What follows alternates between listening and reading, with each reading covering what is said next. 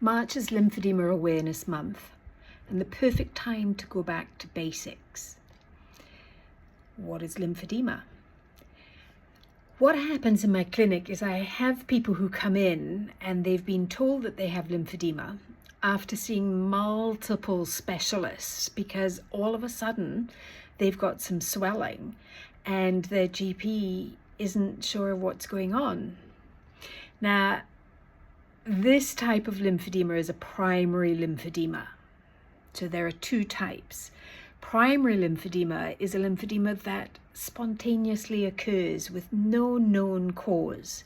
So you can be born and have a swollen limb. Usually it's one limb, one side, whether it's an arm or a leg. Or it can develop in midlife or later on in life. All of a sudden. No explanation whatsoever out of the blue.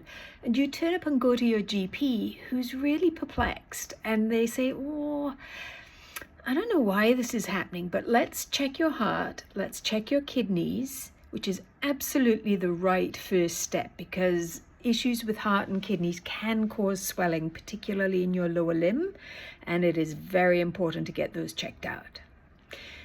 But once those come back clear, then they're kind of stymied. They're not sure where to send you next. And if you're lucky, they send you off to a vascular specialist to check that your veins are working well.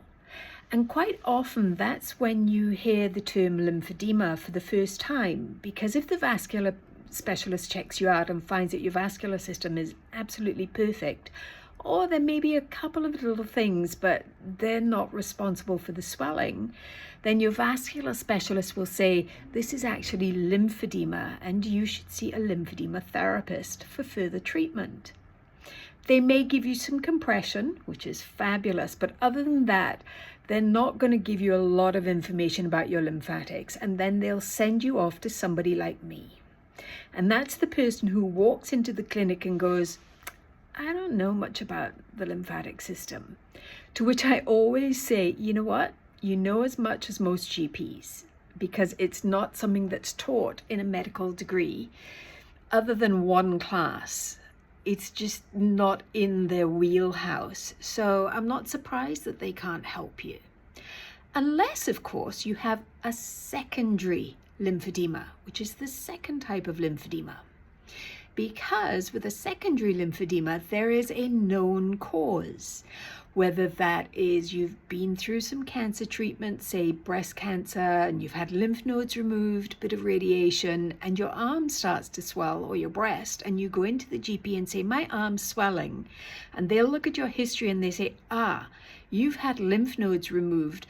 Therefore, most likely what you have is lymphedema. You need to see a lymphedema therapist. But other than that, they don't have a lot of information on how it's treated. Again, not their fault.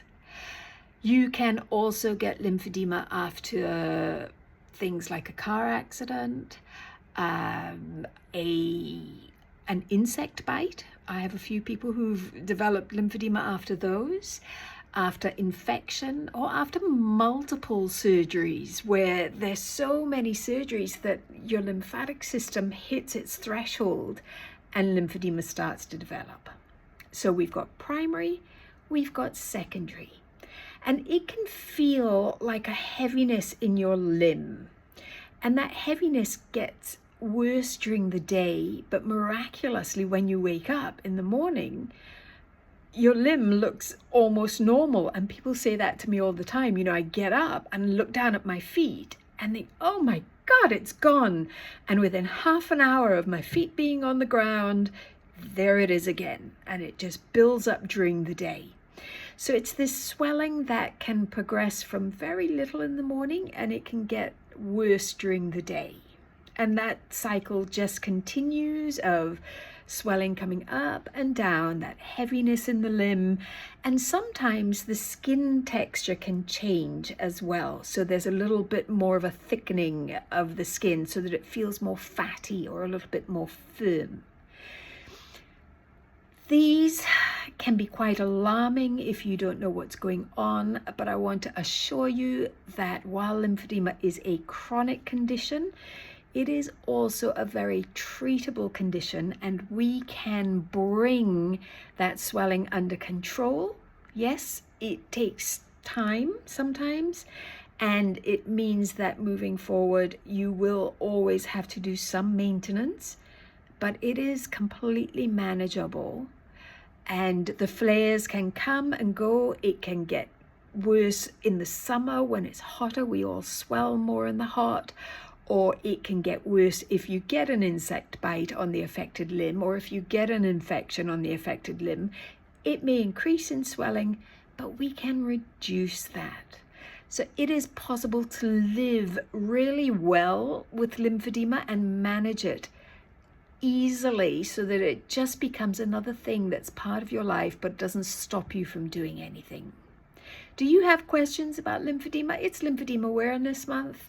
Bring those questions on, and I look forward to talking to you about them.